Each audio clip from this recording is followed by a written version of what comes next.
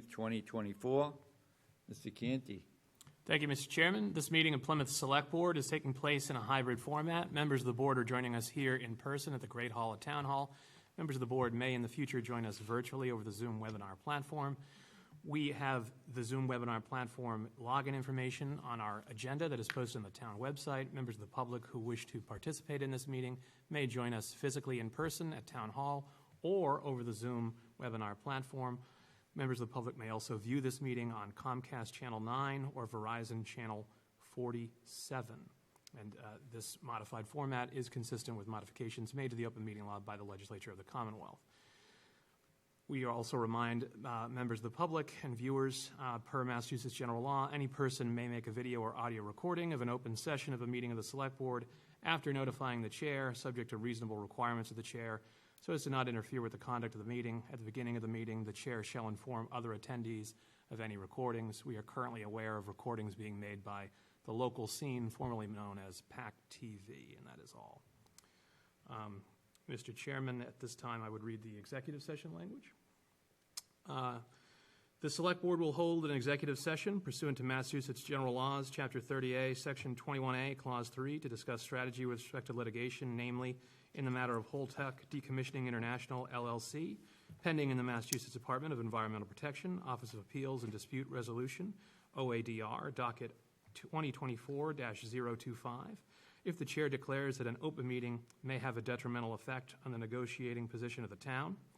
While we are in executive session, the board will also vote to approve executive session minutes from June 11th and August 20th. At this time, Mr. Chairman, I would make a motion that we enter into executive session to return at approximately 6 p.m. Second.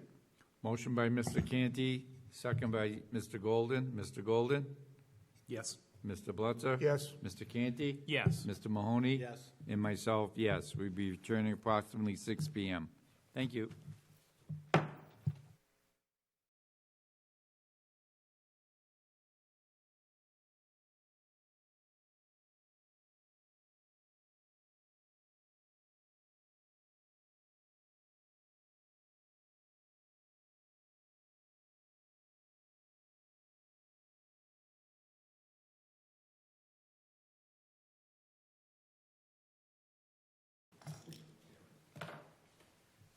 Allegiance to the flag of the United States of America, and to the republic for which it stands, one nation, under God, indivisible, with liberty and justice for all.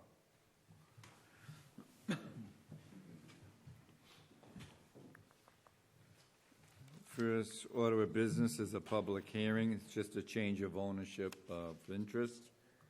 In accordance with Chapter 138 of the Massachusetts General Laws as amended, notice is hereby given that a public hearing will be held at Plymouth Town Hall, 26 Court Street, Plymouth, on Tuesday, September 17, 2024, at 6 p.m. to consider the application for a change of ownership interest from the Artesian Pig LLC, doing business as the Artesian Pig, 66 Court Street, Andrew Rivera Myers, manager, holder of a annual all-alcohol restaurant license, 66 Court Street. Description of the premises is as follows. First floor with a single room, 2,700 square feet, dining room, bar, 2 entrances, 2 exits, outdoor seating on the sidewalk against the building, and it's cordoned off parking spaces in front of the building, and use of the sidewalk to travel from the restaurant to the parking spaces. Anyone wishing to be heard on this matter should plan to attend this meeting. I now declare this hearing open. Anyone wishing to speak in favor? No one online, Chris? Yes, there is. Matthew Porter. Mr. Porter? Yes, good evening, Board. Matthew Porter, I'm the attorney for Artisan Pig. So, as you stated before the Board, this is just a transfer of ownership. The Board has actually already approved this. There were some issues with the application itself, so we've just made some corrections to appease the ABCC. It's the same exact transfer of ownership to the husband and wife team that are currently operating it, so no other changes. Right, thank you. Anyone else wishing to speak in favor of this application? Anyone wishing to speak in opposition to this application? And like he said, it's just a change. So, wish of the board? I'll make a motion that we approve this. Second? Motion by Mr. Bletzer, second by Mr. Canty. Discussion? Mr. Golden? Yes. Mr. Bletzer? Yes.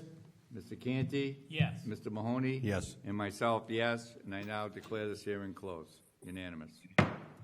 Thank you, Board. Thank you. We're moving on to the administrative notes. There's 8 of them. Any questions? Or the board doesn't, what's the wish of the board, I guess I should say? If my colleagues do not have any questions, Mr. Chairman, I would make a motion that we approve administrative notes 1 through 8 as a group. I'll second that. Motion by Mr. Canty, second by Mr. Bletzer for administrative notes 1 through 8. Discussion. Seeing none, Mr. Mahoney? Yes. Mr. Canty? Yes. Mr. Bletzer? Yes. Mr. Golden? Yes. And myself, yes. Unanimous. Agenda items, Article 9, Housing. Mr. Bradley, and I believe Mr. Vayo's here also. Good evening, Chief. Good evening, Chairman and the board, anybody at home and the residents watching. My name is Ed Bradley. I'm the chairman of the Community Preservation Committee for Plymouth. We're bringing before you tonight some articles to go to fall annual town meeting. One of them is Article 9 is affordable housing, and Mr. Vayo is here to answer any specific questions you have for it. But the grant request is for $3.2 million, and there's 24 units, new construction to be built on South Street. This is opposite the library right now. As a matter of fact, if you walked out the library's main doorway and follow that sidewalk down, directly across the street is the driveway that goes into the existing homes that are there. In this agreement, 4 of the units will be 60% AMI, and the other 20 will be 80% AMI. Again, it's new construction, one-bedroom units that we have a need for. I'll bring Mr. Vayo up so we can make a quick presentation to you. Or? Sure. Sure. Okay. Thanks, Chief Bradley, and thanks to the board for having us here. So I'll give you the sort of 50,000-foot view, and then we can Just dive in. identify yourself. Oh, sorry. We all know who you are. But Rick Vayo from Meg Ryko. Okay. So there's very few properties left in town that are sort of uniquely designed to house what I would call a small cluster of multifamily, but specifically in this case, affordable housing. Those clusters get eaten up pretty quick. They're typically market rate. We saw an opportunity on this piece to create a unique small cluster of affordable housing, which I think in our estimation is the best way to go in terms of affordable housing. I'm not a fan of the 40Bs. You would never see us bringing something like that forward, and I'm not a fan of even a large 300, 400 unit having a great deal of affordable housing because of what you see in terms of problems and lack of management, for a better term. So we focus on these smaller developments. There's very few pieces of land left to be able to do this. This is a unique site that, if we don't take advantage of, will ultimately be developed as market rate.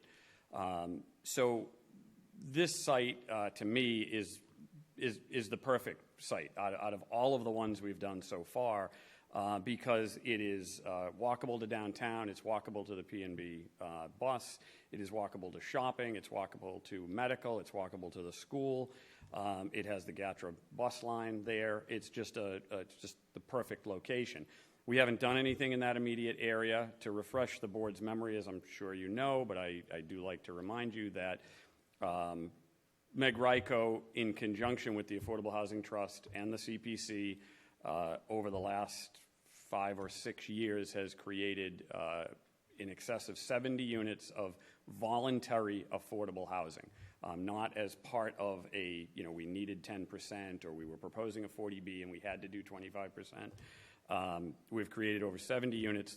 That's more voluntary affordable housing than all other developers in Plymouth combined over that time period, and probably over the last 10 years.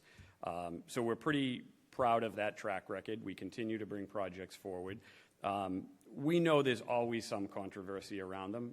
There's there's a NIMBY aspect to of affordable housing, but I think if you look at the projects we've created and you go from our market rate units to our affordable housing complexes, you'll see no difference in the management style. You'll see no difference in our policies. You'll see no difference in our landscaping and our amenities and whatnot. And we're very proud of that. We think that's the way affordable housing should be done. The other thing we don't do is, for lack of a better way of putting it, build crap. And there's a lot of people out there that do that and would continue to do that. We could ask for less money from the CPC or the Affordable Housing Trust and build what I would term as marginal units. We don't. We build units that we think people are proud to be in. There's luxury vinyl plank flooring, there's stainless steel appliances, there's quartz counters, there's laundry in the units, et cetera, et cetera. And we think that's the way to go. This particular one compared to Brookside, which is down on State Road, and compared to Carver Road, again, I think is probably our best to date. Just because of the location and because of things we've learned over the years. So we're very pro on this. The CPC application was originally for $3.6 million. The CPC came back to us and said, would you agree to 3.2? We did. We're putting in the extra funds to make that happen. Then we went to FinCom, and FinCom, after, I don't know, it felt like at least a 7.5-hour meeting. I don't think it was quite that long, but it was a very lengthy meeting. Asked us to bring 4 of the units down to 80%, and we did that. And then with some discussion with other town members and a selectman, they asked, could we push this a little bit further, and could we bring 2 of those 60s down to 30? And we have agreed to do that. And sorry for you being, because you're the last person to know that, sorry. So the development would now be 20 units at 80%, 2 units at 60%, and 2 units at 30, which I think is a nice mix. There's been, here and there comments of, why does Meg Ryko keep, doing this? Why are they getting the funds? Why? Someone else, please step up. This is not our main line of work, is affordable housing. We do this as part of what we try to give back to the town. We do a tremendous amount of work with, animal rights and wilderness protection and whatnot, not just locally, but nationwide, and actually in Africa too, with elephant things and whatnot. But the other thing we do is focus on affordable housing. We think we've developed a phenomenal program that has, again, created more housing than anyone else. And that program isn't just the ability to come in here and ask for money and then be able to build the units effectively, because that we do very well. But the second piece of that, and probably the most important piece, is our ability to manage them. And whether we were to sell the units or keep the units, we end up still managing them, and we manage them, I would say, damn near perfection.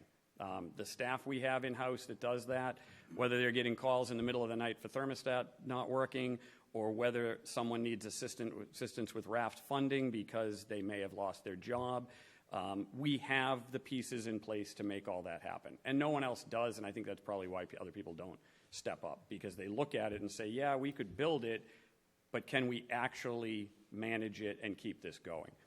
All of that said, we do see that there's now room going forward beyond this project to, I'm going to say, start morphing what we're trying to do. And we've been working on this for a number of years, back till 3 years ago when we started talking to Senator Moran about it, about doing some what I would call starter home developments and pieces like that.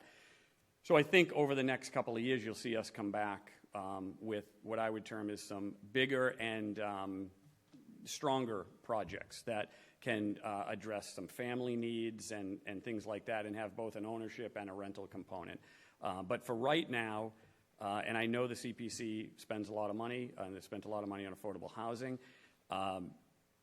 it's very important we don't stop the train. And someone on the FinCom said, I think we should just not do this, we should wait, let a new program develop over the next few years and whatever. And that's great when you're sitting in your living room saying that. But to the person who doesn't have housing and desperately needs of housing and desperately wants to stay in Plymouth, the argument just doesn't hold water. And these units, amongst the other ones we've done, they work well, and we're hoping to get the select board's support and hoping this, goes through town meeting. So more than happy to answer any questions. Mr. Blutzer? Yeah, hi, Rick, thank you. Just a couple of questions. You said you manage them. You don't have on-site management, do you? Well, we don't have, because of the number of units, we don't need a physical person on site. But we do have on-site management in Plymouth, and that's at 22.5 Whiting Street, our headquarters. And all of the properties we own. We get calls literally every month from surrounding towns to say, will you come do a program like this here? Right. To date, we've turned them all down because I said, we have our hands full in Plymouth, and honestly, when our maintenance person or our property manager or whoever can step out the door and be at the property in 7 minutes, it means a lot. Right. And I've seen your other projects and your landscaping. You do a great job, and I'm sure that's one of the concerns the neighborhood might have. But I don't really have concerns for where that project is. I think it's a great location. Easy access to Route 3, easy access to the Center on Active Living. If you have some elderly folks in there, they could actually walk there. And then easy access down South Street, right to the downtown. So it's a great location, plus the public transportation. Question I have, I know you're asking for 3.2, and I've had somebody say to me that, well, why should we pay to build that whole thing, and then he reaps the benefits of the rentals? The magic question, what's the cost of this project? The overall cost of the project is $8.2 million. Basically, it boils down to, in round numbers, without talking about every single number in the project, the cost of drywall or whatever, you spend about, any given project could be somewhere between $70,000 and $100,000 a unit on land and infrastructure to create that. Sprinkler connections in the street, new sewer connections, parking lots, et cetera, purchasing the land, closing costs, all of that. Construction costs are generally in the $240 a square foot range.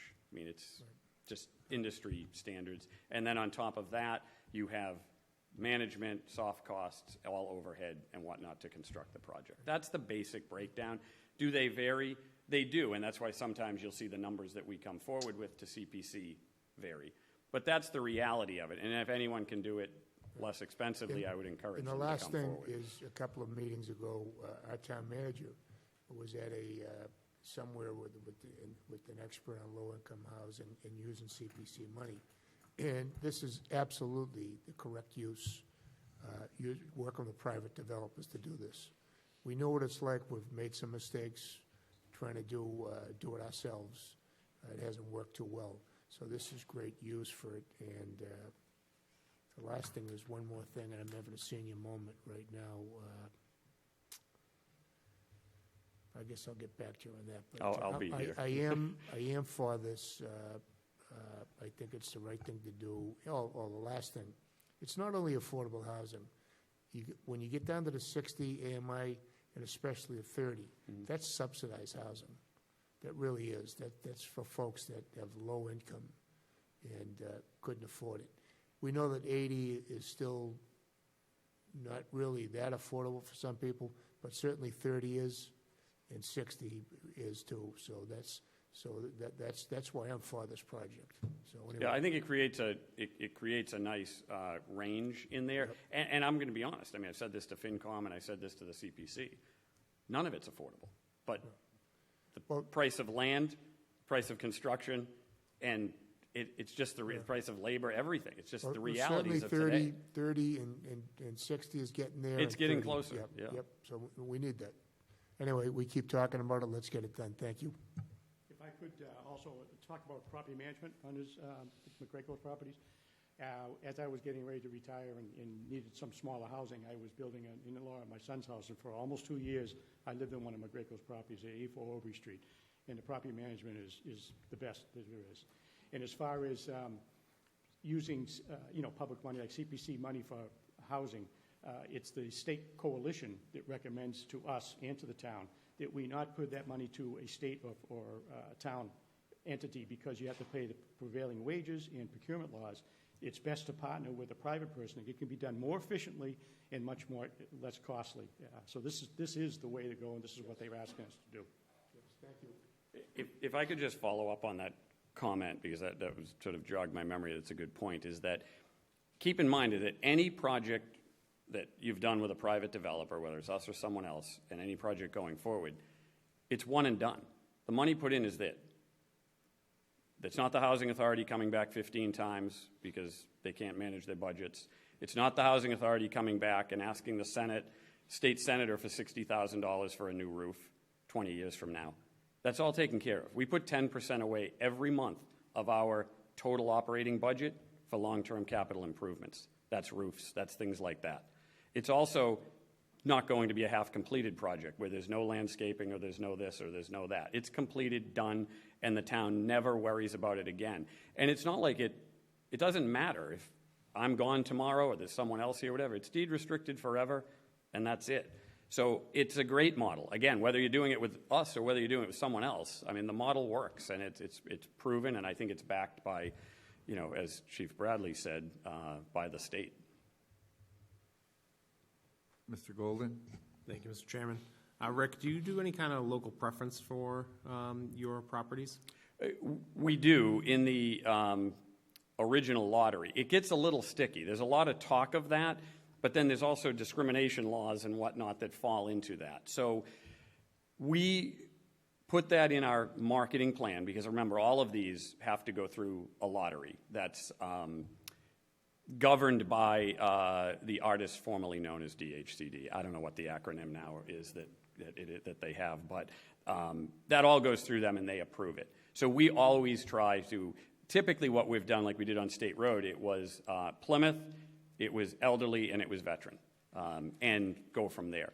But the first lottery doesn't fill anything, and then it's just, you do have to go on a first come, first served basis after that. Yep, understood. Thank you. Mr. Mahoney? Ed, Yes. so if we go back in time 6 months, we know that the committee sponsored 3 affordable housing articles, that the version that the committee voted on was different from what arrived at town meeting. And in my opinion, that was a breakdown. I can't even, that's inaccurate if I told you it was a breakdown in process. I don't think a process ever existed. Mm-hmm. So, just picking up on some of the points from Mr. Veo, and obviously the recent history here with Oak Street and, the articles at town meeting, the current CPC is looking at process and how to improve it and make sure the data that comes forward is completely accurate. So can you speak to, at the beginning of a potential article on affordable housing, talking to either a consultant or an advisor and what they can bring to the table to make sure that what occurred at Oak Street never happens again? Because, so that we know going in when we're voting on an article, the initial bite at the apple was, I think, 400,000 plus, but it should have been closer to 1 million. Mm-hmm. So can you just share with us what you've been working on? After I became chair of the committee, I did get an email welcoming me to the state coalition, and in their email, he explained to me that housing is quite complicated, and obviously boards, especially if they're made up of volunteers, can't be expected to know all the questions to ask or what information we need to know that we can stand up and say this is the best bang for our buck right now. So the CP should always request, to see information on pro forma and from the housing development, but those are kind of hard, difficult documents to decipher too. So we asked for some guidance from the state coalition, and they provided us, like I said, this information, and we have interviewed a consultant that's going to be coming on board for the CPC. A couple things are going to happen. That this consultant will help us rewrite the application specifically for the affordable housing so that we're getting the right information the first time and we're getting the correct information the first time. We did interview some people, and we have decided on LDS Consulting Group. They've got a really good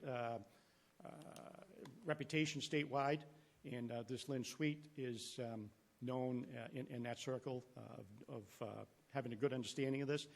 And they will be able to take these applications as they come in, ask the right questions, look at the pro forma, follow it all the way through, and tell us where the gaps are, if there are any.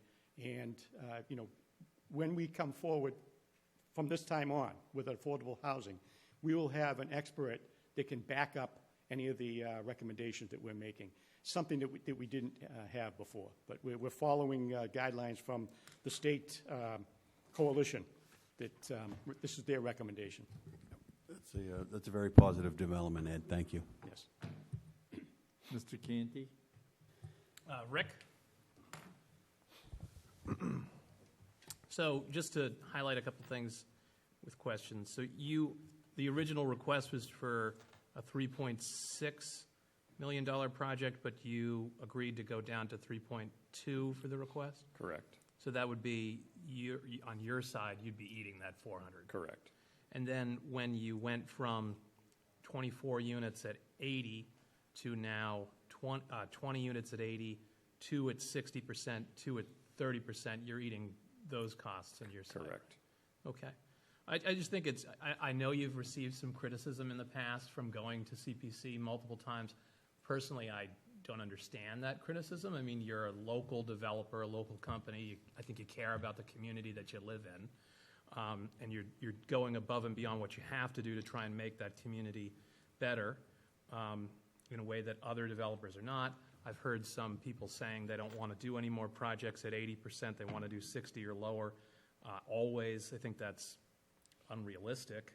That's going to I mean, the reason that 16C last spring was able to do that is they got federal and state funding to offset a lot of those costs. I'm sure if you had that available to yourself, you'd be doing that too. But they're a company that we're probably never going to see in this town again. Mm-hmm. Whereas you're here, you've been doing this for a number of years. You're going to continue doing that. I think that should be highlighted and commended, not ridiculed. I just wanted to highlight that for the folks at home. So thank you, Rick. Thanks. If I could just follow up on Mr. Mahoney's piece, is keep in mind this project or any of our projects or any private developer project, unlike what you saw on some of the, like Oak Street or some of these, no money is transferred until we have occupancy permits and deed restrictions in place. So it doesn't matter if this project goes wildly over budget and I lose my mind in the middle of it and completely screw this whole thing up, the town's not spending a penny, because you have to have occupancy and deed restrictions in place before the check is written, and I think Lynn could confirm that. So I think that's a plus, because we should be held to task and deliver exactly what we said we would do. And thank you, Mr. Canty, for the comments. I just have a question. So I understand this project here, looking for 3.2 million from the CPC? Correct. Okay. And what's the next one? How much money would that one we're going to be looking to? The next one, meaning one I haven't proposed yet? Yeah, that one. I'll tell you why I'm asking, because I believe that the town, through CPC, is on the hook right now for about 13 to 14 million. Mm-hmm. So we're going to add this to us at 16.5 million by my math. And then the next project is about, John?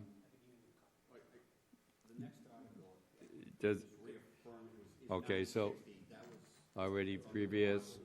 So that's already included in Okay, that. I yeah. thought you meant a future No, project. no, I was going to answer the question. I'm just trying to wrap my hands around this. So I think I need to ask the finance director, at what point are you not comfortable in borrowing?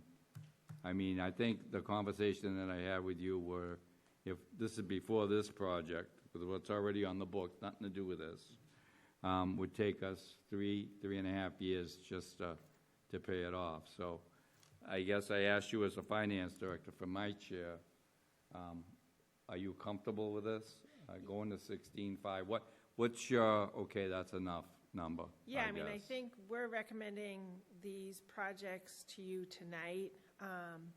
What I would recommend to the committee, and Ed and I have talked about it, is sort of going forward, we we're gonna strategize based on all of the projects that we have going on right now, which ones we can start to pay down, which ones that we may have to borrow short-term for. So there's just a lot of like strategy that we have to sort of work on depending on when monies are needed. You know, the fact that these projects, as Rick said, you know, we don't pay out until he has occupancy and the restrictions. Right. So that's, you know, down the road.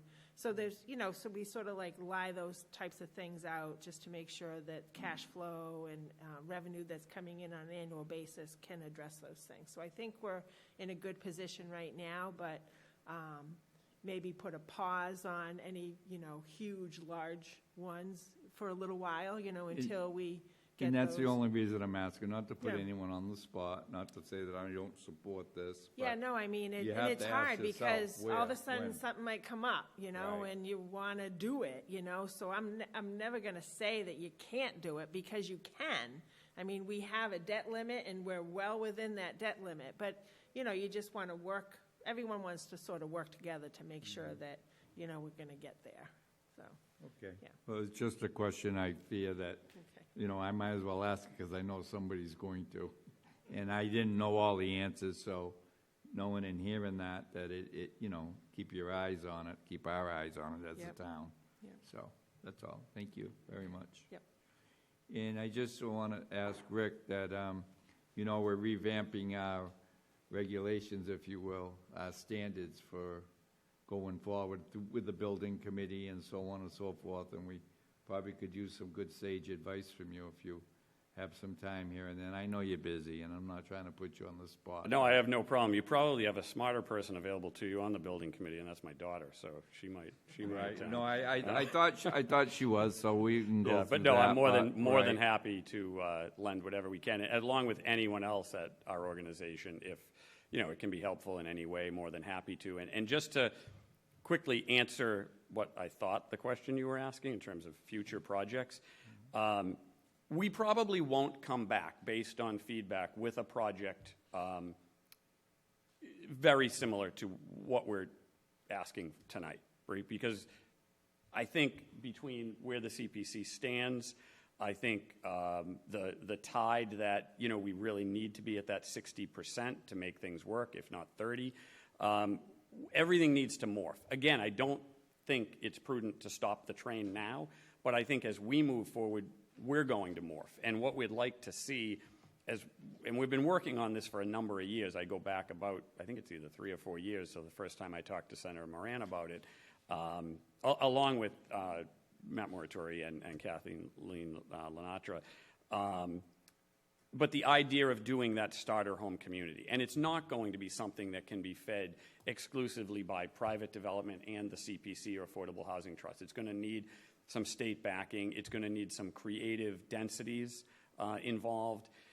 It could be a situation where the town is looking, and I had talked to JB way back when about this, that the town is looking for infrastructure funds to bring, say, a sewer line to where a development like this may go. So there's a lot of pieces that really have to come together to make something like that work. But that's kind of the next thing we're thinking, and it would be a much bigger scale, but I also think a much, much larger impact and have an ownership and a rental component.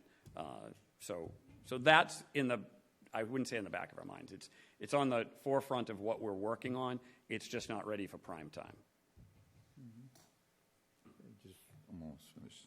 So, yeah, so when the governor was here a month and a half ago, she was at Indian Pond, and I went to the dinner. She talked very much in support, and if you watch the press conferences and the releases, she's very much for affordable Absolutely. housing. That's definitely on her radar. And I'm all with that, and I think that's what's going to be the next phase, but I just want everyone to remember, and you touched on it just now, was the infrastructure. That's what I'm always asking the question about, because, you know, it's nice to have $4 billion for affordable housing, but I'd rather see it be $3 billion for infrastructure, and then we can do the thing. You just touched on it, so I think that's going to be the next phase, as long as we keep that in mind, you know. And Chief, while you're here, and congratulations on your new spot.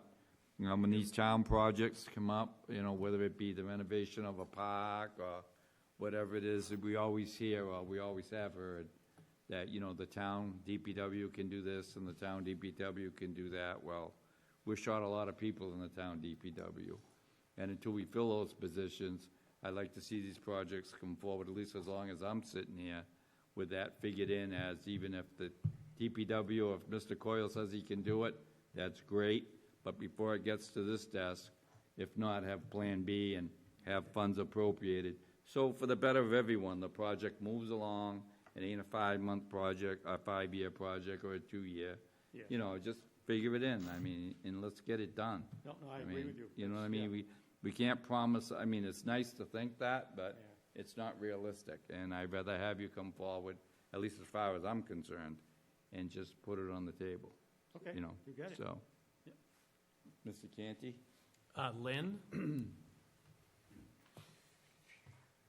So not in relation to this project per se, but just since the topic of the debt that the CPC has came up, do you offhand know, they're bringing in what, like 4.1 million a year thereabouts? Yeah, about 4 million a year. Okay. Yeah. And do you know, like, roughly, I know they have some money that they spend on admin.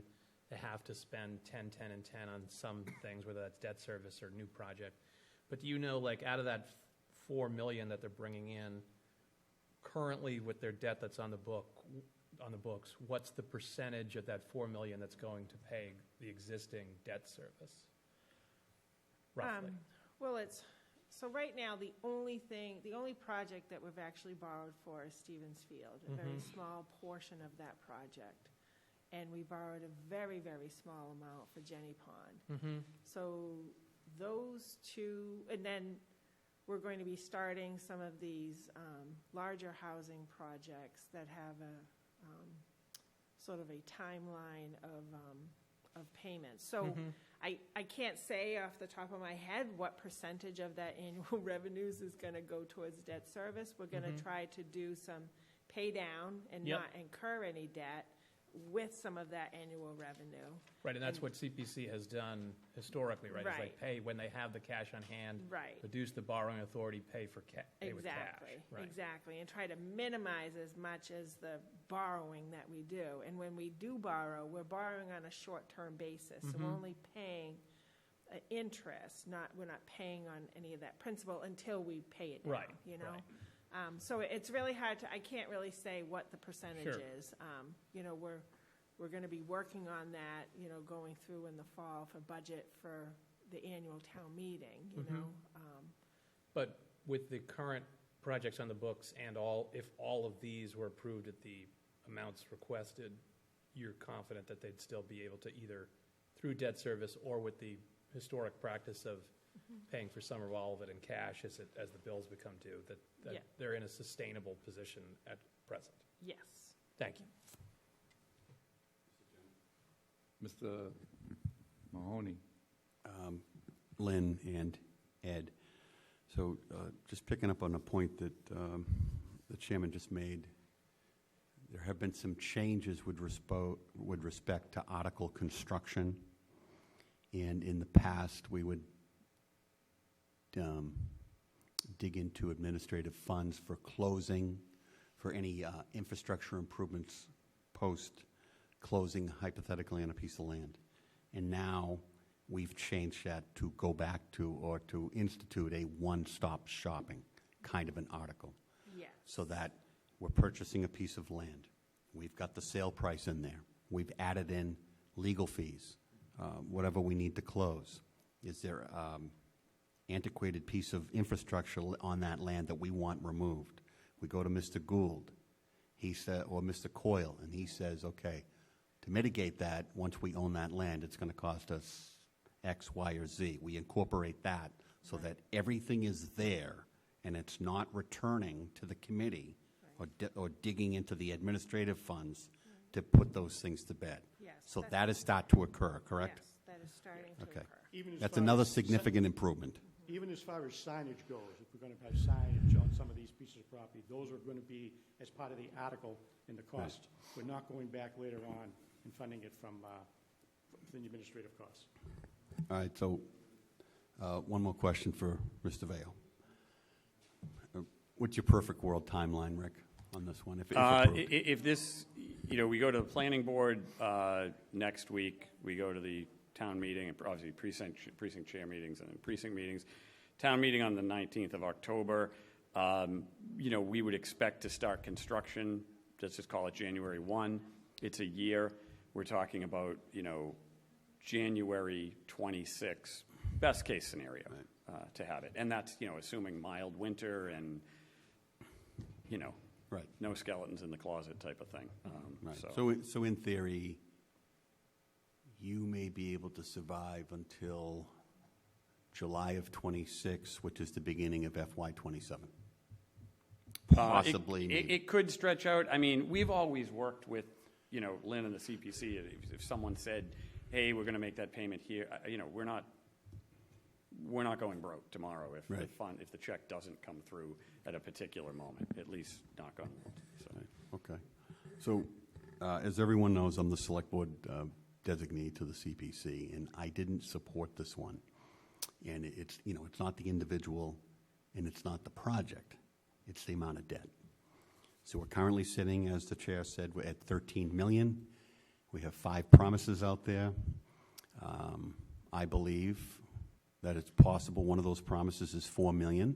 That's not due until July of 26, which might be the first, down in Red Brook, the first quote-unquote truly affordable investment that this community has made in affordable housing. The other one is the $3 million for the project up in the industrial park. That money is not committed until July of 25. You have $1 million outstanding for the dredging of Jenny Pond. I believe, Lynn, we have 1.8 to 2.2 due for the balance of Stevens Field. 1.822? 1.8. Okay, 1.8. And then Mr. Gould has a commitment for $3 million for, what are we calling that? Town Brook? Dave, what are we calling that? All the Town Brook infrastructure from the cul-de-sac at the end of Wilded Place down to Brewster Gardens. Okay? So that's $13 million. So for the last few years when interest rates were low, the rule of thumb was that whatever you were borrowing, if you were going to float it over 30 years, you were going to pay back $2 on every dollar you borrowed. Ms. Barrett has told us that the Community Preservation Committee can only bond for a maximum per state law of 20 years. So if we were going to float that $13 million over 20 years, our payment would be 1.3 a year. So times 20 comes out to $26 million. So under that scenario, you would pay back for $13 million of investment. On top of that, we would pay $13 million in interest and get nothing in return. So this one, of course, with the other 2 articles, if they're approved, brings us up to a $17 million exposure. And that was just a point that I couldn't go. I envision a scenario in the spring. I envision a scenario where the other 2 articles were approved, bringing us up to overall to roughly $14 million, and going into the spring, in theory, paying down Jenny Pond, paying off the balance of Stevens Field, bringing the committee's overall debt down to $11 to $11.4 million, and still having 1 to 2 on hand to do some other things if needed, and just showing the taxpayers that we've peaked and that we're now trending downhill. And that's where I was at on that one. Mm-hmm. Yes, John, and that's the reason I asked the finance director, the reason I asked her a while back, because I just didn't know the answer where we were. And when you sit in the chair, you need to know. And I have sat on previous boards where we have, I don't know if you were on the board then or not, I know Ken was the chairman, Mr. Tavares, and we halted all CPC borrowing until we paid some of the debt down. So, I mean, that's why I was trying to ask her not to put her on the spot, but I did ask these questions, not because of any project, it's something to do with these gentlemen at all. But, where's the cutoff line for the debt, and where's the responsibility?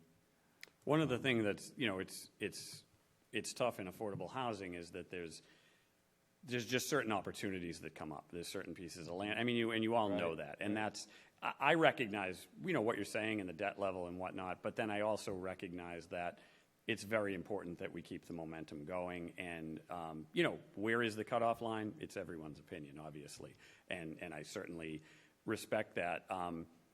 Just as a point of clarification, and I know you were referencing the Red Brook project when you said that a true investment in affordable housing, right? Is that the Red Brook?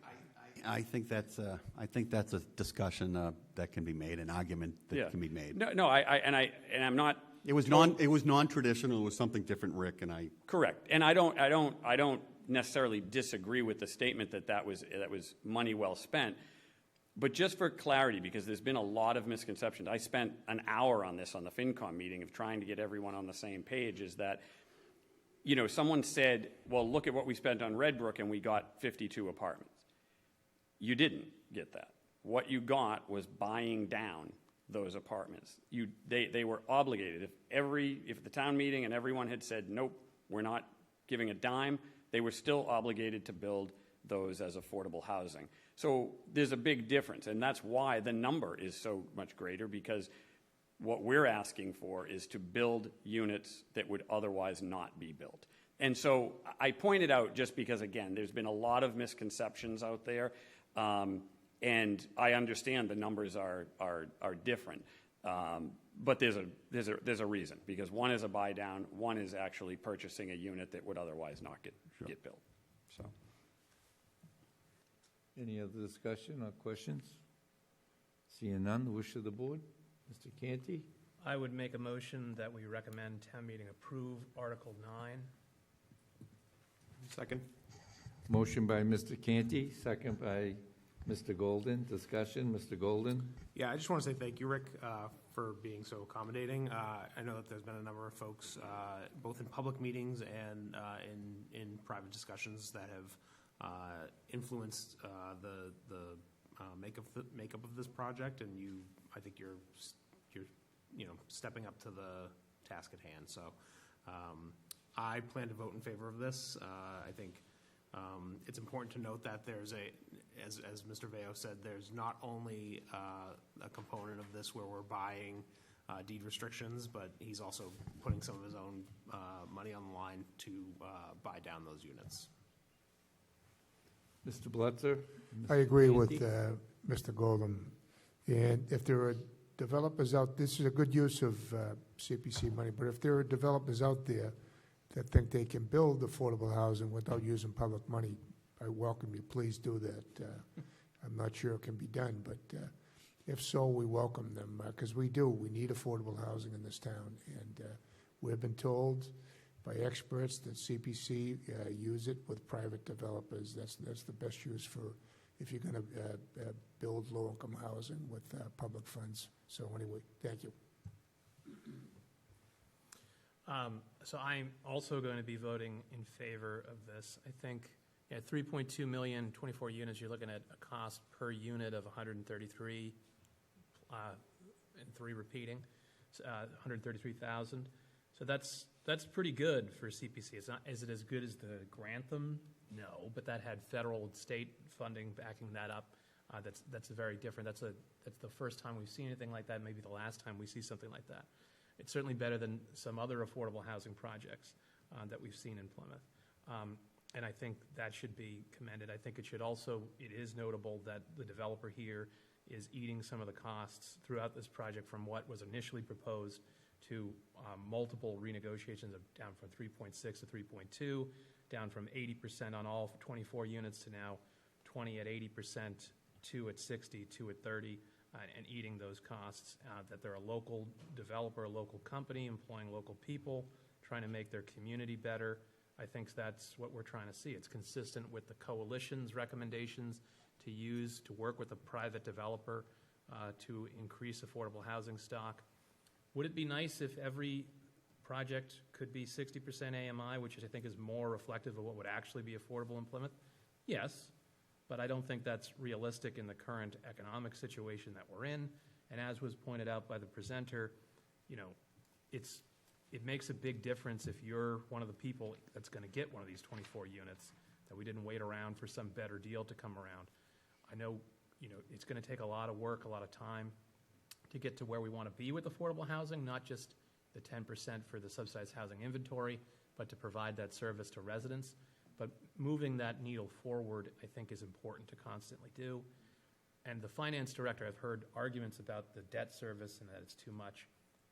Although I agree the debt is high, although I agree that it's something to keep an eye on, she's not currently concerned about the debt that they have, that this is unsustainable, even if all these projects were approved as requested. And those that know Lynn know that she's pretty conservative with her estimates. So if Lynn's not concerned about their ability to pay these bills, even with all these new projects, then I'm not concerned about it either. And I agree that certain opportunities, whether it be affordable housing, whether it be open space or historic preservation, they come up. That's why you don't want to overburden your CPC with debt, so you have that flexibility. But as long as we're sustainable, we should be able to move on these projects, because that's the whole point of the CPC. So for all those reasons, I will be voting in favor. Thank you. I have a question. What would the rent be in one of these so-called affordable units? Yeah, so the maximum 80% one bedroom, and I'm going with round numbers here. That's fine. I'm not the I'm not expert gonna in the write it group. down and come after that. It's approximately $2,200. Then you deduct utilities from that, so it's down to in the 2,000 something range, 2,080. I will say historically that I believe this is 100% accurate. We do not have a single affordable apartment in our repertoire that we charge the maximum allowable rent. We're slightly below that.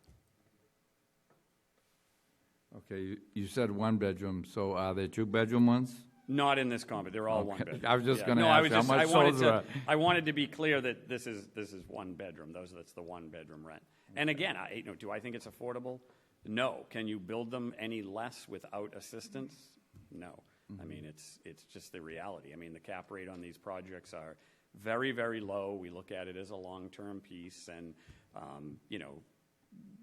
partly, for lack of a better way of putting it is a donation, and it works like that. If we were building this for market rate, I would never do this project with that rate of return. It's just not worth it. I mean, there has to be a cause behind this to make it worthwhile. Okay, I just have one question for Lynn. I don't know if you know this one, Lynn, and if you don't, it's fine.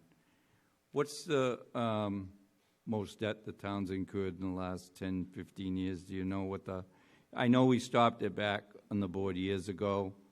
I mean, has it been 20 million or 10 million or?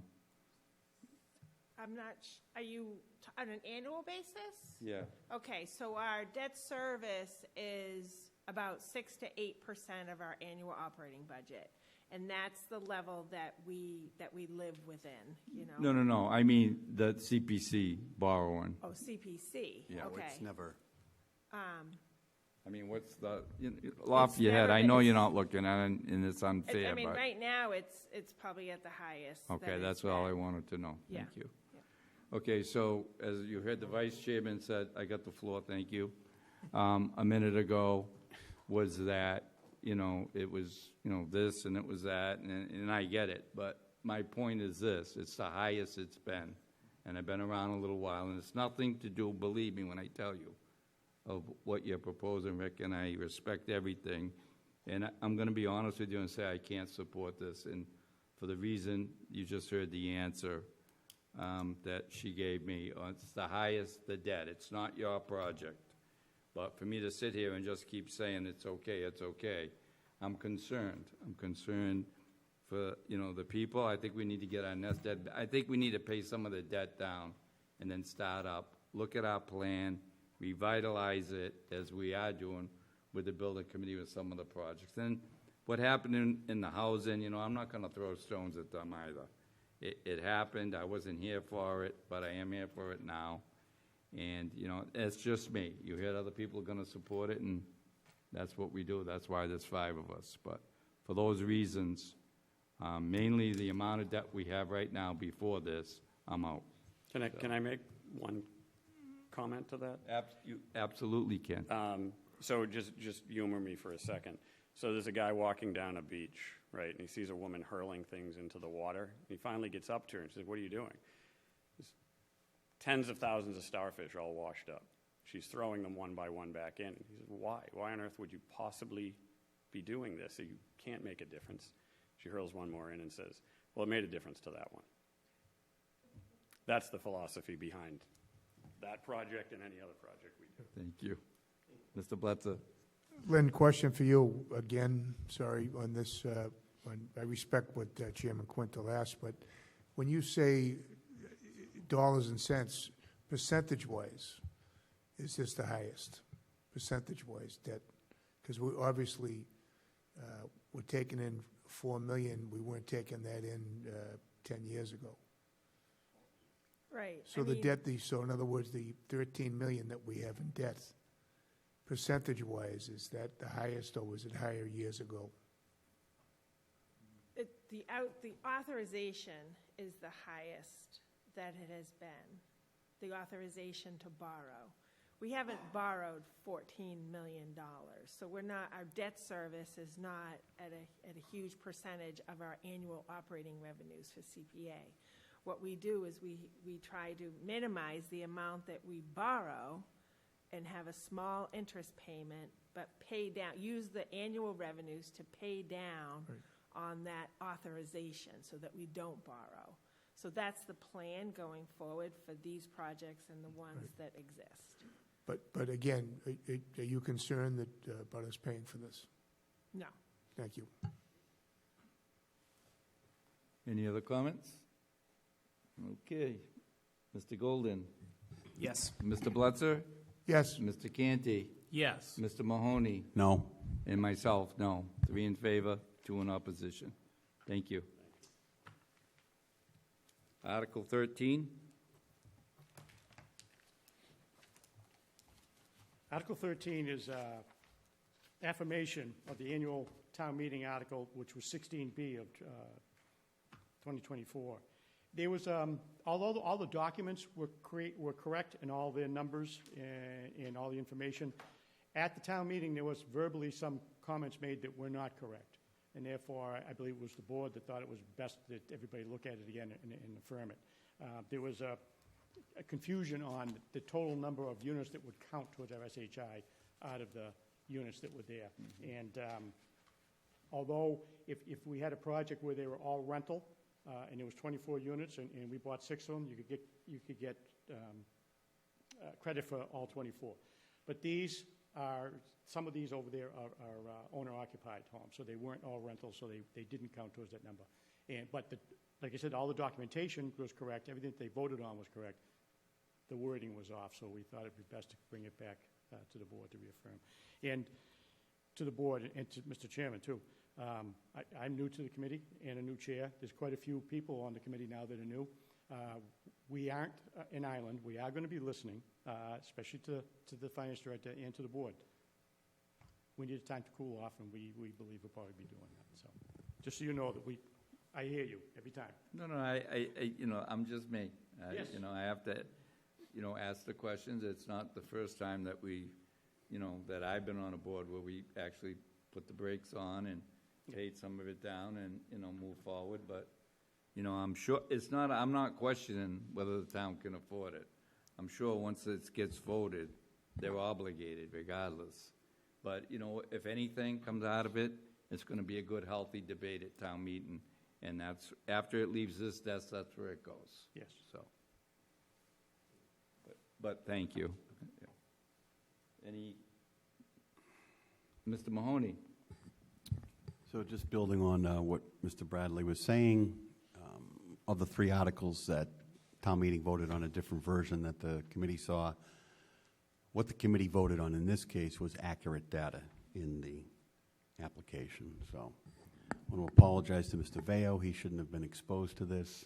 Going back to town meeting a second time around, I do want to say it's 6 units, 960,000. Yes. The money is in hand. So this is not creating any debt. This is a 50% vote, not a 2/3. Okay, so this money is sitting there in the respective buckets waiting for this project. Okay, and then the other thing is, as we mentioned earlier, or I mentioned earlier, we should have a revised application for affordable housing in the future and we will see more detailed information with respect to how many units, how many of the proposed units are going to go towards the community's SHI, subsidized housing inventory. Are they rentals? Are they owned? What is the AMI? And then have somebody review that at the town level and sign off on it so that when it gets to the committee, we know with 100% certainty that it is accurate. Basically housekeeping, cleaning up, right? That's what we're doing. Any other questions or comments? Seeing none? I would make a motion that we recommend town meeting approve Article 13. Second? Motion by Mr. Canty, second by Mr. Golden. Discussion? Mr. Mahoney, excuse me, Mr. Golden. Yeah, thank you, Mr. Chairman. I'll just note that this article was crystal clear on town meeting floor. I think the chairman of the CPC is correct in that the discussion is what muddied the waters, and town meeting overwhelmingly voted in favor of this. 102 people voted in favor. I was one of them, and I'll continue to support it here tonight. Anyone else? Mr. Mahoney? Yes. Mr. Canty? Yes. Mr. Blitzer? Yeah. Yes. Mr. Golden? Yes. And myself, yes. Unanimous. Thank you. Article 10, open space, Black Cat Road. Thank you, Mr. Vale. Yeah, Article 10 is our open space article. It's a purchase a little over 93 acres of open space. The location is Black Cat Road and Watercourse Road. The purchase can be made for $1,150,000. This is active cranberry bogs at the time. There just happens to be a state grant out there that will pay 90% of reimbursement if we take cranberry bogs out of production, cleaning up the water, getting rid of any of the fertilizer or pesticides and things like that would go on its normal active, if it was active cranberry bogs. David Gould has got all the information on that and can answer and make a great presentation and answer all the questions for you. Good evening. For the record, David Gould, Director of Energy and Environment. I think the chairman did an excellent job of explaining that proposed acquisition. The proposed acquisition, if we are successful getting the grant, the cost to the town would be $115,000 for those approximately 90 acres. The ultimate goal of the project would be not only to acquire those cranberry bogs, but restore those as we've done on several sites, Eel River, Tidmarsh, Foothills Preserve. The benefit at this site is it's in the upper part of the watershed, so we would be able to improve water quality for impaired waterways that are downstream. So that would be Billington Sea, Townbrook, and Plymouth Harbor. As an example, we did the multi-million-dollar restoration at Foothills Preserve. That cost the town $45,000. That was our contribution to the $2 million project. That was from environmental affairs funds and paid for the plantings. We're following a similar trajectory on restoring the Capel Pinnacle bogs, and I suspect we would follow a similar trajectory if we were successful in acquiring this land and doing a restoration there. So I think it's an excellent article, and I hope you support it. Mr. Blitzer? David, is this the property or the land where they were talking about doing solar? That is correct. This is on Black Cat where there's Yeah. some existing solar back They were further gonna do on solar, on right? adjacent. Okay. Yep. That's enough for me. You got my vote. So I'm all for it. I just have to ask David, could you give us like the fast version of how you clean it up? I mean, did they take the stuff out of the bog? I know naturally it's the chemicals and how all that works and the flooding, but what actually, like the ABC, I mean. Are you asking me to talk about restoration before the board? That would be fantastic. What an opportunity. So yes, we focus on restoring the hydrology to the wetland. So as you know, most of the time these cranberry bogs have been heavily manipulated, and they oftentimes have sand applied every year or every other year that they've been in production, creating a lot of separation between the natural peat layer and the hydrology, the groundwater. And we're able to turn that over, fill in ditches, restore the natural hydrology to the site, activate the native seed bank that's in there, and you get a huge diversity of wetland plants, which of course brings all the diversity of insects and reptiles and amphibians, and restore fisheries habitat as well. Oftentimes, if it's a run of the river bog, like Eel River or Tidmarsh. We can do a lot of fish use improvements. So we've had great success doing that. I think we've created some really nice habitat, but at the same time, these are sites that people love to walk. We utilize the old cart paths that go around these bogs, and oftentimes they're some of the most heavily visited sites that we have. Thank you. And the reason I also ask is not just for the board, but the people watching at home, so they, get an idea of what we're trying to do. Sure. So I'm going to support you naturally on this, but Mr. Canty? Thank you, Mr. Chairman. So, David, there's no map attached with this, so I'll rely, but it is a large parcel in terms of 93 acres. So are there, I understand the conservation restrictions with CPC, they're very strict. I get that. And I am in full support of restoring it back to its natural majesty as much as it can be. But are there is this parcel located in a location where any water infrastructure would be beneficial for the town, like a wellhead, pipes, anything like that? Just because the CR with CPC is so restrictive that if that would be a benefit based on its Right. location or any of its other attributes, that would be problematic. So. Yeah, so it's about 90 acres. We did we worked with Makepeace to do some division. They have a couple of garage buildings on the property that we didn't want, so they did some subdivision to carve that out. It's about 90 acres total, approximately 75 of which are the cranberry bogs, so it leaves about 15 acres of upland. So part of the appraisal was you could probably get 4 house lots in there. So there's only about 15 acres of upland, so if you were to try to put a wellhead, you wouldn't have the necessary Zone 1 acreage without drawing down wetlands or adjacent ponds. Okay. So in terms of the actual location, it's good for ecological restoration, but not particularly good based on its limited upland for putting a public water supply well without impacting, Billington Sea or Briggs Reservoir or the adjacent wetlands. So DEP wouldn't even allow you to permit that. You also wouldn't want to put a well in such close proximity to former agricultural land based upon what may or may not have been used there. Sure. Okay. And to the chairman,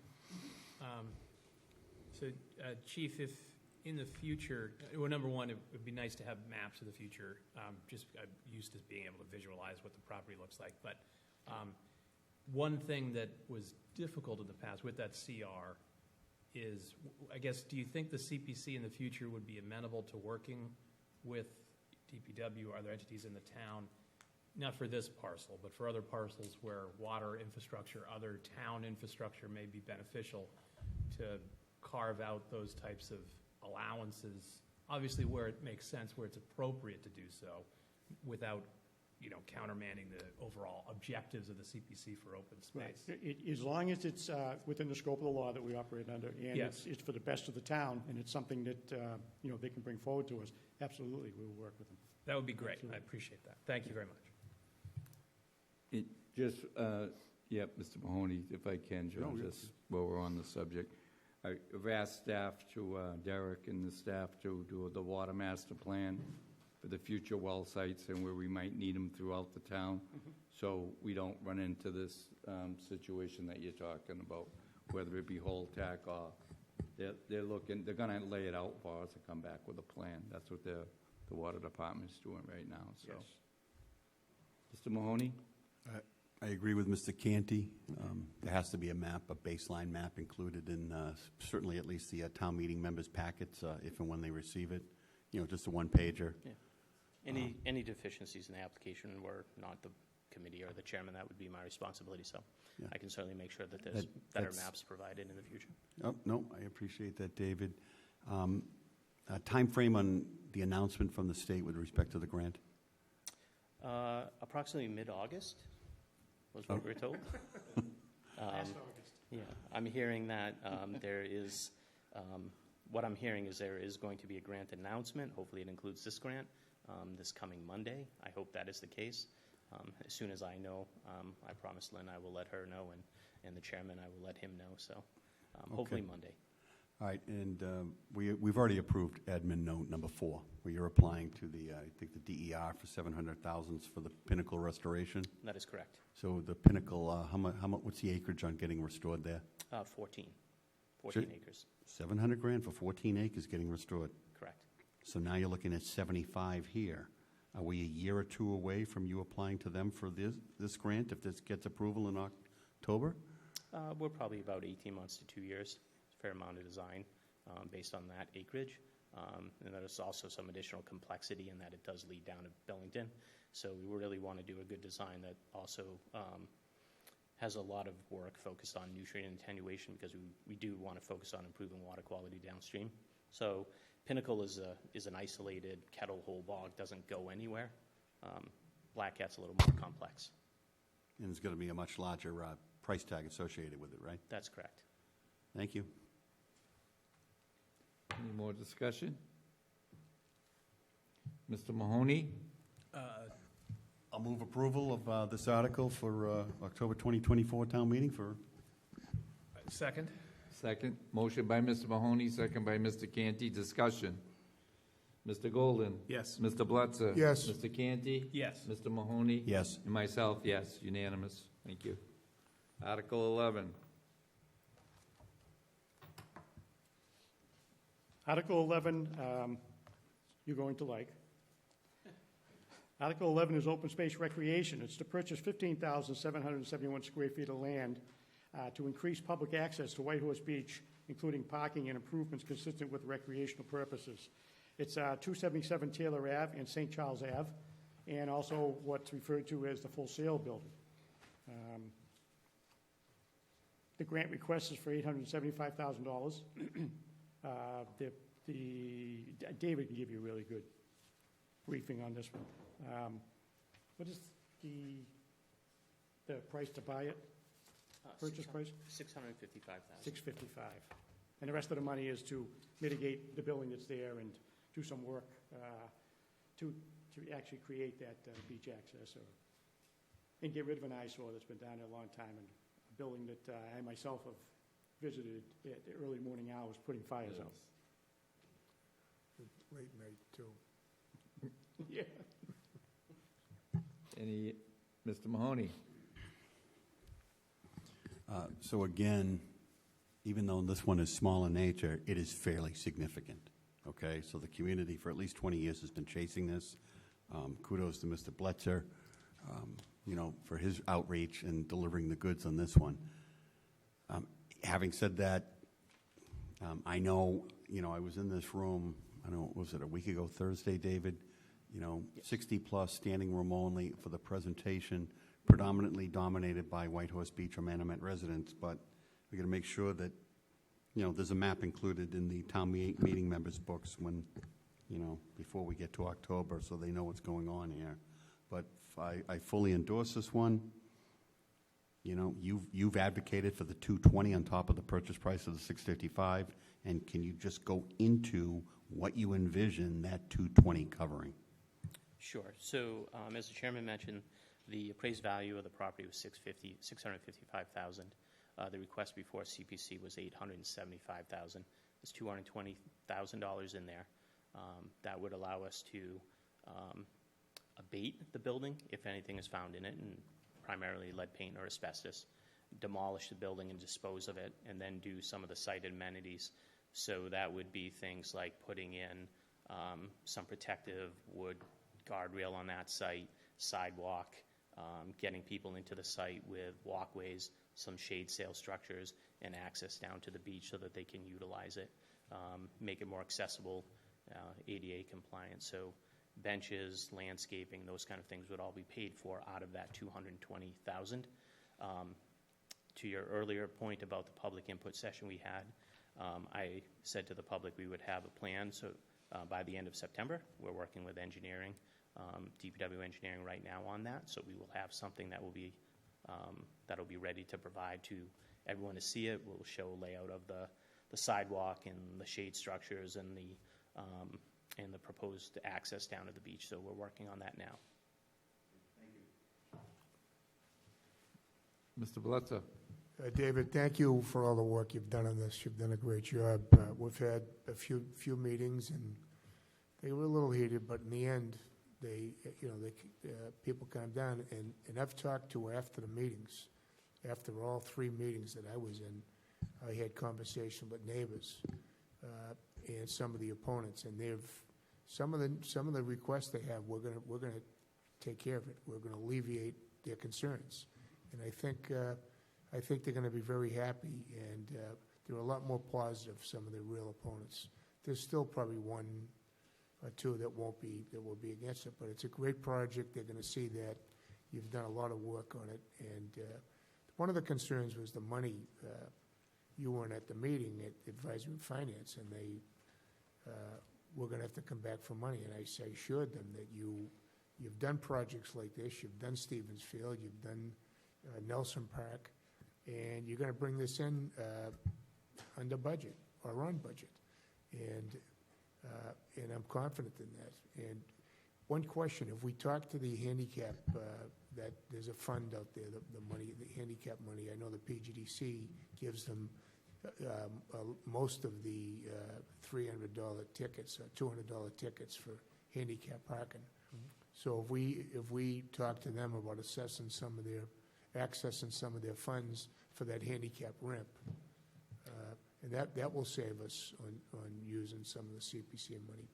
Yeah, I haven't spoken to them yet, but to your point, if we get allocated this funding, we have $220,000 to work with. That's what we have. Right. So that's what we have available. No, I know, but we might even be able to get more. Right, exactly. If we need to find more money, we'll find more money. One of the questions that came up at the public input session, to your point, was, has the town ever done anything like this before? And we've done multiple park projects. After that meeting, I actually went back and I counted all of the building abatement and demolition projects that we've done over the last 22 years, and it's 32 different buildings. So we've done that process 32 different times. We know what we need to do there. We also, one of the questions was, well, you haven't done any testing, and we typically don't do testing on a building until we own it because it's somewhat destructive. Now, this building's a little bit different in that it's in rather poor condition, but as you know, we did reach out to the owner, and we asked if we could go in and sample the building and get some results prior to town meeting, so we can give them a better number as to what it will cost to abate the building if there's something in there. So we sampled it last week, and we should have results in the next few weeks. So we're really trying to provide as much information to answer the questions before town meeting even occurs. But if something is found, we know how to get the abatement done and get the building demolished properly and follow all the regulations. We've done it 32 different times. I'll tell you of my confidence, because everything I've asked, I get some of these residents, and they have some good concerns, and I bring them to you, and no problem. It's part of the plan. You incorporate in the plan, and when that final plan comes out, I'm very confident it's going to be a great plan, and people are going to really enjoy it, the residents. So great work, and I can't wait to get this through. Guys like Al Donato in the front row there, and Steve Lyden, and Amanda and Mr. Malaguti. Hopefully, town meeting will listen to them. And you're not in town meeting? Okay, sorry. But they'll help us get it through town meeting, and we get this project. And I went out on the limb saying that once this gets approved, we'll have it done by July. I know you didn't like me saying that, but I'm confident you'll get it done. I've seen you in action. So thank you very much. You're welcome. Any other comments? I just want to echo John, Charlie, Selectman Blutzer. Very nice job, and by all involved, but Charlie got the deal done. Now I want you to deliver on the state park, please, Charlie. Let's put a little heat on it, Charlie. All right? You can do it now. And not to get way off the path, but through the, Charlie, the PGDC, the money off the handicap citations, that's dedicated for, exactly. So you might be able to, eventually apply for some of them if you're looking to do a ramp or I call it a mat, that's probably the wrong term, but they have a fund just for that, and it's dedicated for that, so. David, would you like me to explore that? Yeah, go ahead, Charlie. No, we can certainly do that. We worked with them to get the beach mat down at Taylor Ave over to Whitehorse, and they also helped provide some funding for the wheelchair swing recently at Stevens Field. If you don't mind, I'm going to make a call to the PGDC. And I would be fine with that. Okay, and I'll let you know. So, Yeah. right? You You got so much going on, so. Thank you. Can I have the floor back, Mr. Blitzer? No, Charlie sat on the PGDC as well as I, so, and I thought that was there. So, good job. Any other comments or wish of the board? I'd make a motion that we recommend town meeting approve Article 11. I'll second that. Motion by Mr. Canty, second by Mr. Blitzer. Discussion.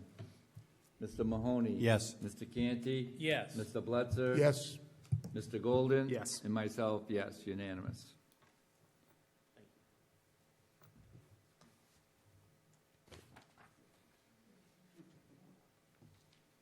Chief? Article 12.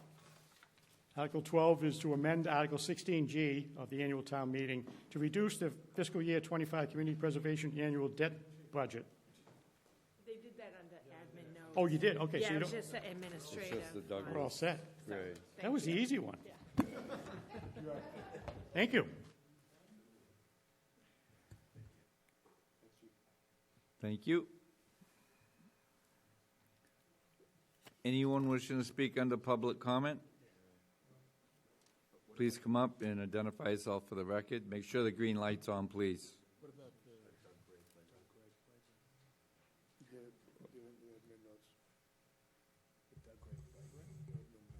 That's what I was asking, and that's what I got Mr. Chair. the answer. So I Mr. didn't Chair. say anything. There's another agenda item. Wait, hold on a second. All right, let's, Sorry. wait, there's one more on here, the Douglas Gray Playground at Stevens Field. Hello again. For the record, David Gould, Director of Energy and Environment. Thanks for having me here tonight. I'm pretty excited to actually provide this recommendation to the board. So those of you who may or may not remember Doug, he was the park superintendent in Plymouth for 26 years. He actually worked for the town for 34 years. When the A.K. Finney building was located at Stevens Field, his office was actually down there, so Stevens Field is a very meaningful place to him. When we were constructing the new park and doing the playground, we started discussing the thought that it would be really nice to dedicate that playground in honor of Doug and all of his work on behalf of the town. In the packet that I provided to you, there are some emails from some of his former employees. There's an email recommendation from Nick Viola, the current park superintendent. There was also a unanimous vote of Precinct 3, where Stevens Field is located, to support naming the playground in honor of Doug. And I would hope that the board would vote to do so. Questions or comments? Mr. Mahoney, then Mr. Canty. And David, remember Precinct 3 is where it all began. It is. Yeah. Having said that, I didn't grow up in the community like some of the others, of my colleagues here, and I believe Mr. Gould, but I wasn't here when Mr. Gray was an employee of the community, but since I've been involved, we run into each other a few times a year, and we have some pretty passionate, interesting conversations. And I know he's now, an octogenarian, and he runs a hell of a kayak business out there in Morton Park. But he's a wonderful individual and certainly, deserving of this acknowledgement. Mr. Canty? So just to be clear, I have no issue, obviously, with Mr. Gray, it being named after Mr. Gray. I didn't know him, but obviously there are still employees 23 years later that think very highly of him, his contributions at the time and since then, so probably a good idea. So the playground would be Douglas Gray Playground and the total park would be Stevens Field? That would be the name? Correct. Yeah, we were not proposing to change the name of the park. That will, I think, forever be known as Stevens Field to the people of Plymouth, and we weren't looking to change that. Okay. But the brand-new playground, we would like to name in honor of him. Okay, that makes sense. Thank you. You're welcome. Any other questions or comments? Will of the board? Make a motion to approve the request to name the playground at Stevens Field, Douglas Gray Playground at Stevens Field. I'll second that motion. Motion by Mr. Canty, second by Mr. Blitzer. Discussion. Mr. Golden? Yes. Mr. Blitzer? Yes. Mr. Canty? Yes. Mr. Mahoney? Yes. And myself, yes, unanimous. Thank you. Thank you. Thank you. I'd also like to just thank Mr. Golden for all of his help in this process with Memorials Committee and getting this before you. I appreciate it very much. Thank you very much, Mr. Golden. Public comment, here we go.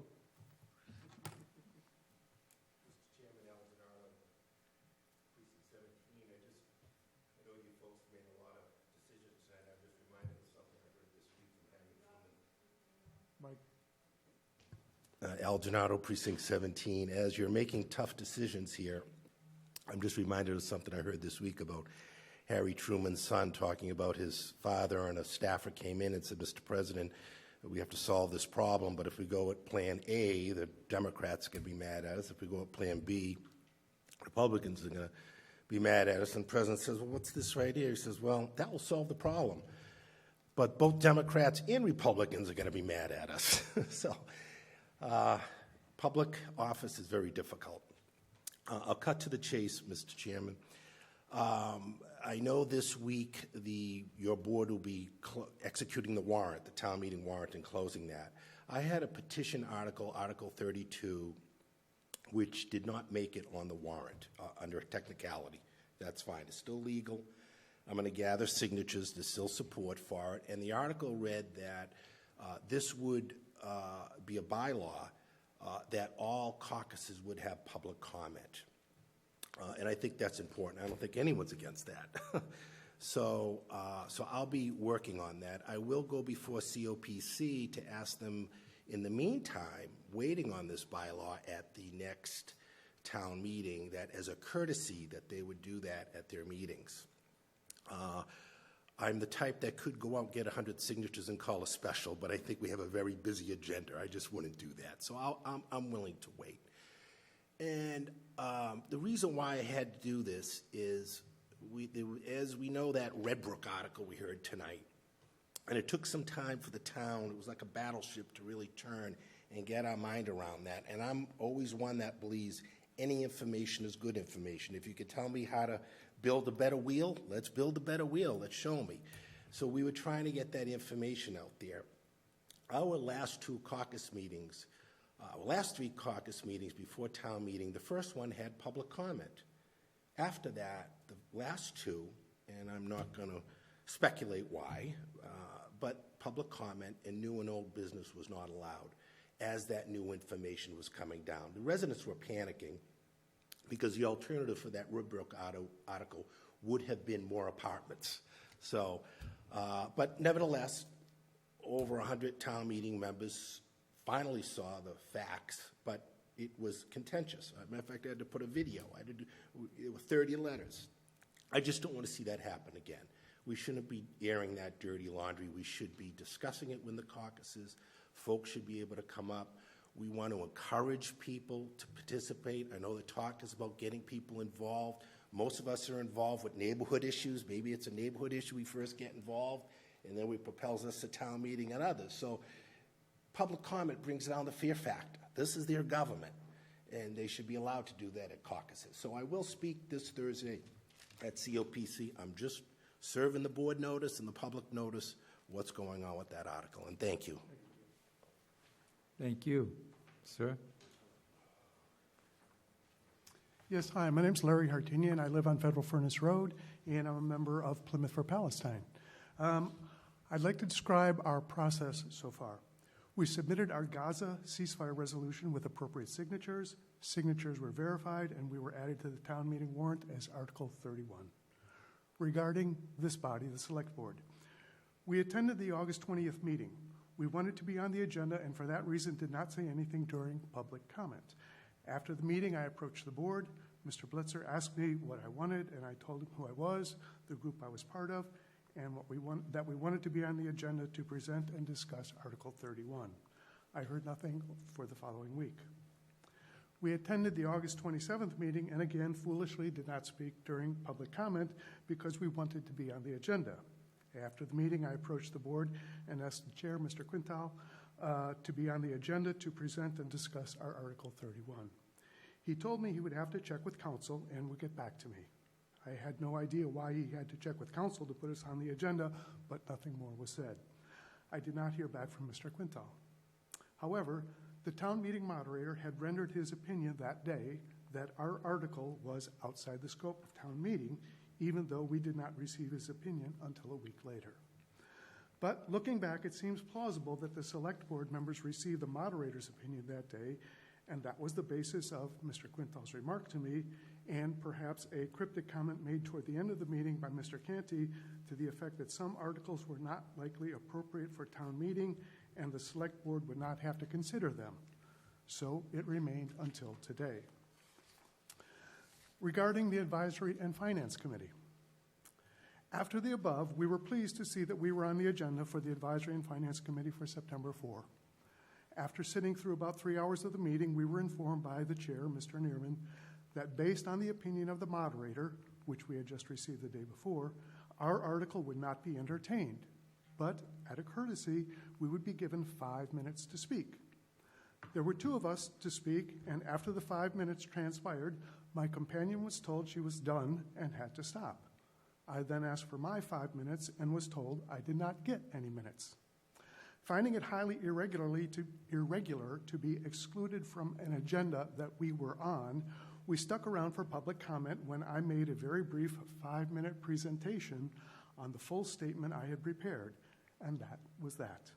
There was no questioning of either of us, no discussion of our statements or articles. Done. Not only were we shocked and offended by all of the above, but I was taken aback when I read the minutes of that meeting. The remarks of my companion were completely ignored, not mentioned in the minutes.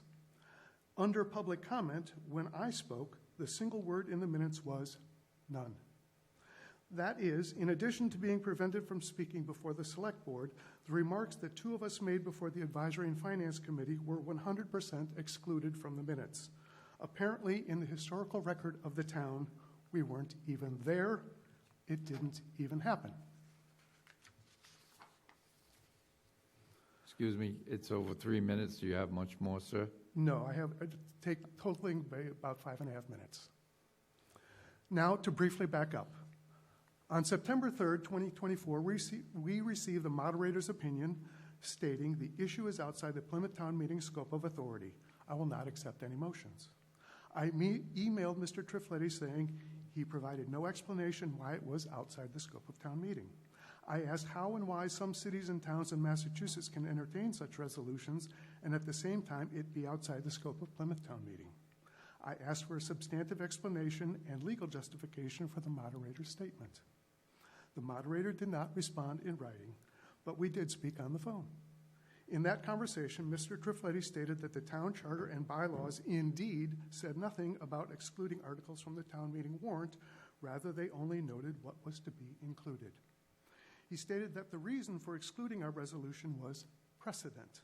He further stated that he would not reconsider. After again consulting the Plymouth Charter, bylaws, and Mass General Law, I followed our conversation with another substantive email. I told him I categorically disagreed with his decision. I said that I agreed with his remark on the phone that these legal documents said nothing about any authority to exclude consideration of our article, nor did the documents say anything about any discretion to exclude our article. I stated that precedent is not inviolate. I further stated that to the extent that such claimed precedent is nowhere defined, his exclusion of our article could only appear to be arbitrary. I concluded stating, based on the above, that I felt he had to retract his statement regarding the outside the scope and his refusal to entertain any motion. Concluding. In light of the above, I asked the Select Board to inform the moderator that our Gaza ceasefire resolution, town meeting article, warrant article 31, will be considered and voted on at town meeting. If, to the contrary, the Select Board agrees with the moderator, it is essential to explain on what authority you can exclude us and promptly provide us with a full, clear, and legal explanation for this action. After everything laid out above, you owe us and the town of Plymouth a response and an explanation. I ask that this statement be included in the meetings for this meeting. Thank you. Thank you. I'd appreciate a response. Thank you. We don't respond to public comment, but thank you. That's very cute. Jade, is there anyone else? Who Mr. may I give Malaguti? this? There you go, please. Thank you. Thank you. Everett Malaguti, FinCom. First time saying that. So I want to go back on a remark that the chair said earlier during the discussion on the CPC articles about when projects are being done to make sure that it's a holistic approach and that we're not looking at the town's assumption that the DPW can do this or this other department can do that. And I'm just hearkening back to another CPC article in our neighborhood when we constructed the new entrance to Veterans Field, that when we did that, the steering committee discussed and everything, and we were making it so that it would be less maintenance for the DPW, because at that time there was a lot of stuff that was going forward, and we were asked to make sure it was minimal upkeep and all that for that, and we obliged to that. So we agreed that all the projects that are coming forward have that same mindset, and we're not just saying that certain areas of town should have that mandated when a project comes up, and then others can go elaborate. We want to make sure that it's all uniform, because at that time it was sort of focused on us saying, make sure you don't make this too elaborate for that, and other projects are going forward that were much more entailed. So I do appreciate and agree that that should happen. I wasn't going to speak to this, but since it was just brought up, the last speaker that was just here, there was a question raised at the last ANF meeting that we were actually talking about the articles that were no motion, no action on that, and we did ask the chair to ask the moderator to come in at a future meeting to have a discussion with us about the parameters of that, and that some of us on the committee felt, disregarding beliefs and articles, that we felt that some of them may not have been as appropriate action taking, and that's why we wanted more clarity on that for going forward. Thank you. Thank you. Anyone else wishing to speak on the public comment? Seeing no one, nobody online. Town Manager's report, Mr. Gennaro. Thank you, Mr. Chair. Since tonight you'll be getting an Assistant Town Manager report, I'm going to try to keep it brief and just give you informational points to you and the public. Starting with the Department of Energy and Environment, they have a construction project at Jenny Pond that is set to start next month, and they expect to be completed on April of 2025. This project, the work will entail some dredging as well as repairs to the footbridge. Additionally, they're going to start a construction project to repair the harbor boardwalk behind the lobster hut, and are expected to begin late this fall or early winter. Moving on to the DPW, they're continuing road work on the President's Roads, Eisenhower Way, Hoover Street, Kennedy Parkway, and Truman Avenue. The work there involves reclamation of the road, which is where they grind the entire road all the way down to the base and use those grindings to create a new road base, which could impede traffic. So we encourage folks that if they have any questions about the project or think they are going to be affected, or they have deliveries coming in at a certain point in time, to contact the DPW so that they can schedule that and work and coordinate with them. Additionally, work has started on the construction of bump outs at the intersection of Alden Street and Standish Ave.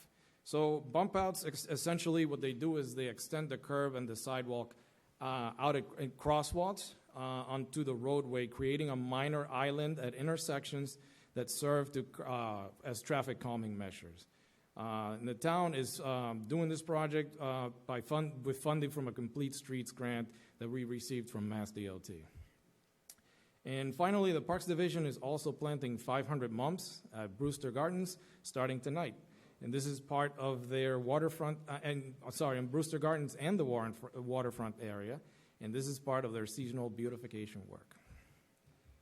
Additionally, the finance director asked me to mention to everybody that the deadline to receive applications for the Elderly and Disabled Tax Donation Fund is October 1st. As you're aware, this is a program offered by the town to our elderly and disabled residents who are going through financial hardship as a measure of relief in the form of reduction to the real estate taxes. Grants are awarded based on the amounts available in the fund and the amount of applications we received. So as a reference, last year we awarded 8 grants of $1,000 each to said residents seeking relief. And finally, the hot topic in the last couple of days has been Triple E. So as the town manager mentioned last week, the town of Plymouth staff was part of a meeting with representatives from the Mass Department of Public Health, as well as health officials from other towns to continue the discussion on Triple E.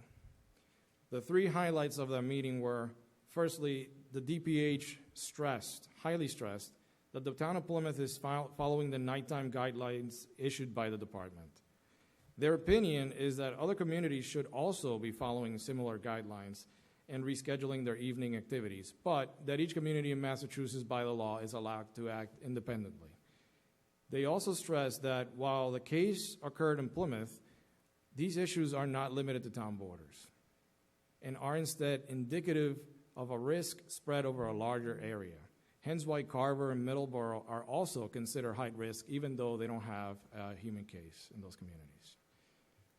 Secondly, the reason that the DPH did not elevate the town of Plymouth's risk level to critical is because the positive human case that occurred in Plymouth occurred later in the year and not during peak mosquito season.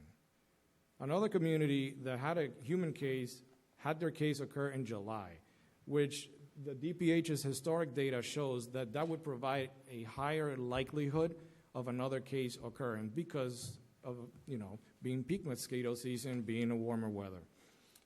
So this was taken into consideration as well as other environmental factors why they kept us in high risk level.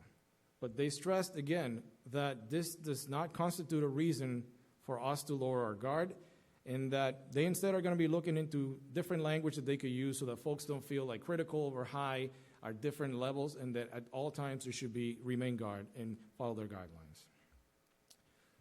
Finally, the DPHs, they told us that their historical benchmark for lowering the risk level was tied to waiting until they had a first hard frost, until we experienced our first hard frost. The comments that I got, the thought that I gathered from those comments were that they were very conservative. They said, well, when we have our first hard frost, that's where the risk ends, so we're just going to wait for that. And instead, what they're doing, in their interest of working with their town, they're willing to take into account other factors in order to determine when to lower the risk for Plymouth.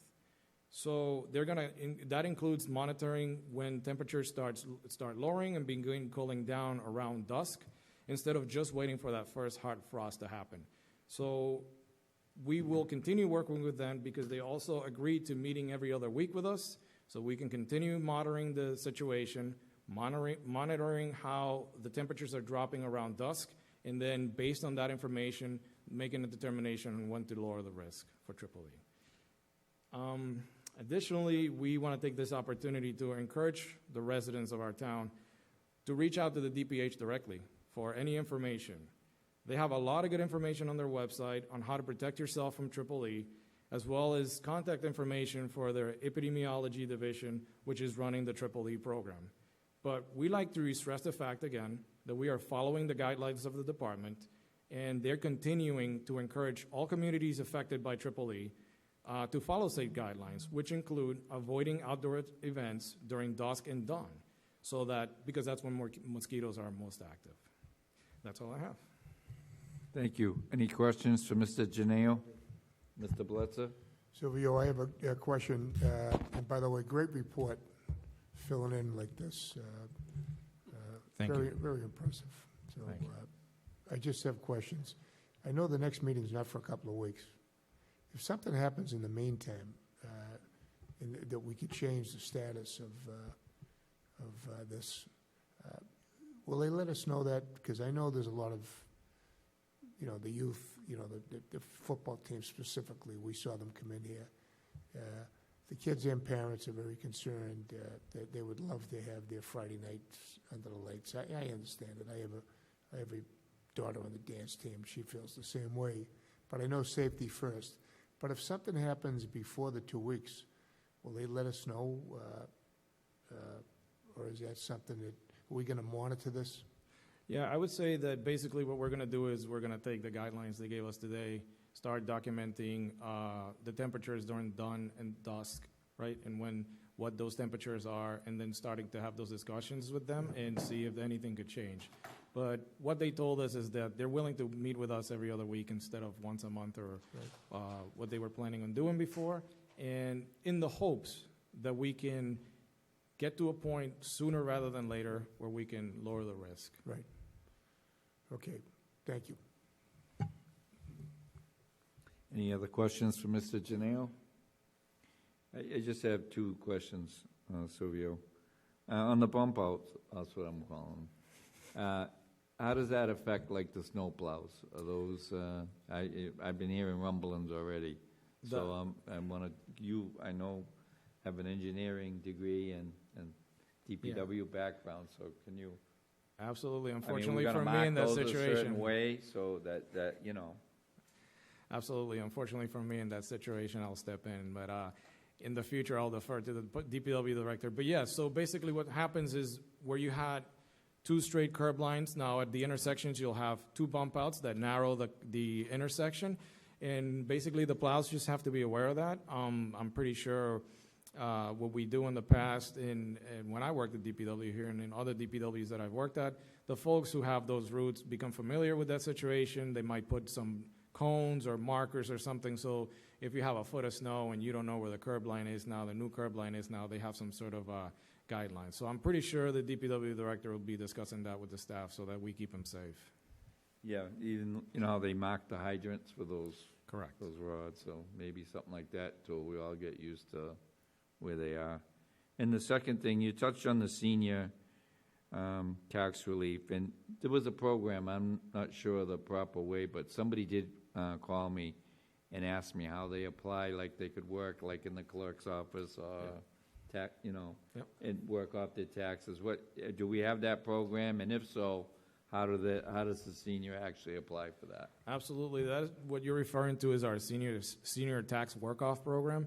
So we basically receive applications depending on the need for the departments to have seniors to come in and work hand in hand with town staff where necessary.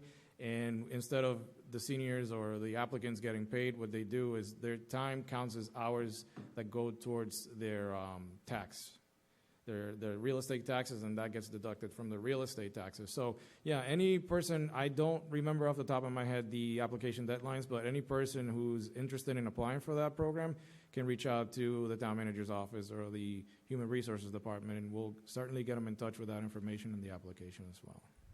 Thank you. Any other questions? Seeing none.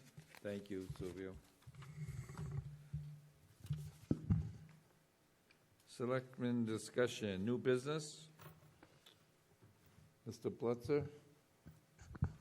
I just want to report, speaking of seniors, let me just report on my new position as the liaison to the Cal Center of Active Living, to their advisory board. I had my first meeting last week, and I'm going to tell you, I was very impressed.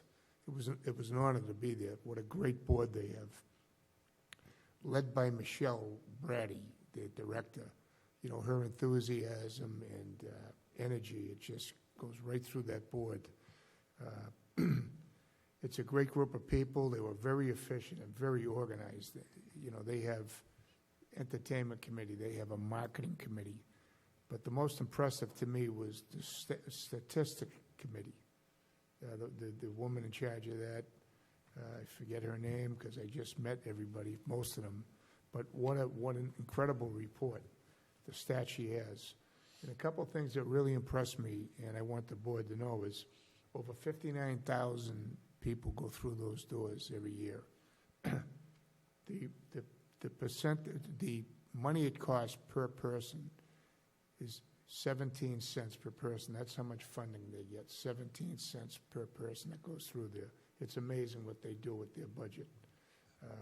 And then we talked about the volunteerism, the hours, almost $1 million in work hours by the seniors donated from Cal in different parts of Plymouth. It's amazing. So the place is a gem, and the two things that I identify, the two needs that you may be hearing about if you haven't already heard, is that space and money. They need more space, and we talked about whether to go up another floor or to maybe go to a different part, open up another center in a different part of town. And that's something that could be discussed, and whether it's worth just making it bigger where they are, so you don't have to add too much more staff.